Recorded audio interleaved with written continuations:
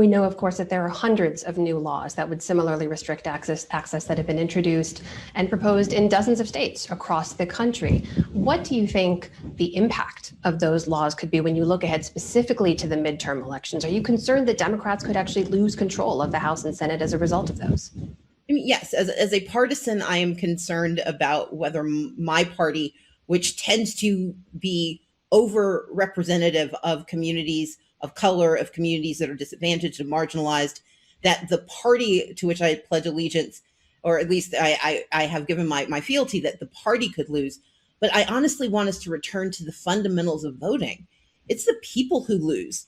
The forerunners of autocracy and authoritarianism begin with limiting who has access to the right to vote, making it so difficult that people give up and abandon the perquisites of democracy. That makes it much easier for those who do not intend to share power to hoard it. And so I am deeply afraid, and it seems like slightly hyperbolic, but in a nation like the US with its changing demography, if the response to increased participation by communities of color, by young people, by women, if the response is to restrict their access and impede their participation, that is a very, very strong signal that we are heading in the wrong direction and that our democracy is not safe, it is not sound, and it is not resilient. We have to be better than that.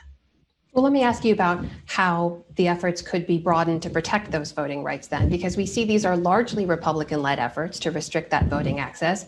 Do you believe that Democrats are right now doing everything they can, using every tool in the toolkit to protect that voting access?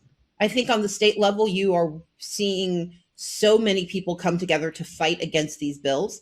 That's one of the reasons it is a popular topic of conversation. It's because we've made it a necessary part of dinner conversation, that this is no longer an annoyance that happens and disappears on election day, but that this is about the fundamentals of how our democracy works.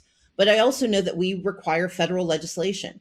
Article 1, Section 4, the Elections Clause in the US Constitution delegates to the states the right to administer elections, but it reserves to Congress the ability to set baselines and foundations. And so we need to pass the For the People Act. We need to pass the John Lewis Voting Rights Advancement Act.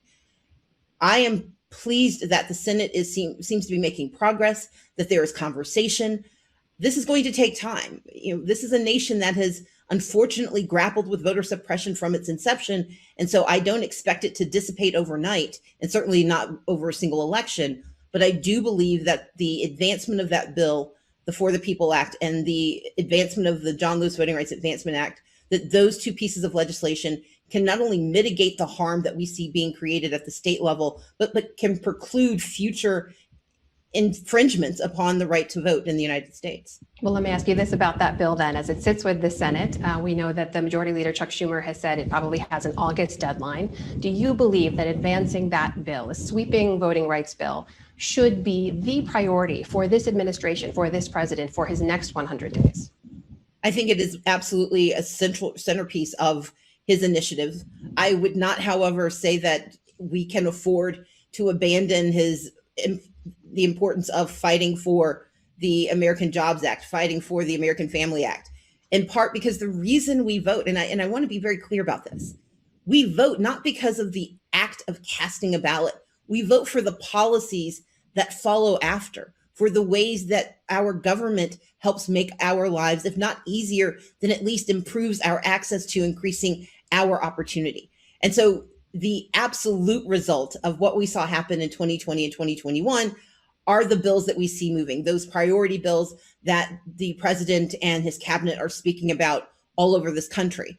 But at the exact same time, we must protect the very mechanism that makes those policies possible, and that is the passage of the For the People Act, particularly the voting rights components.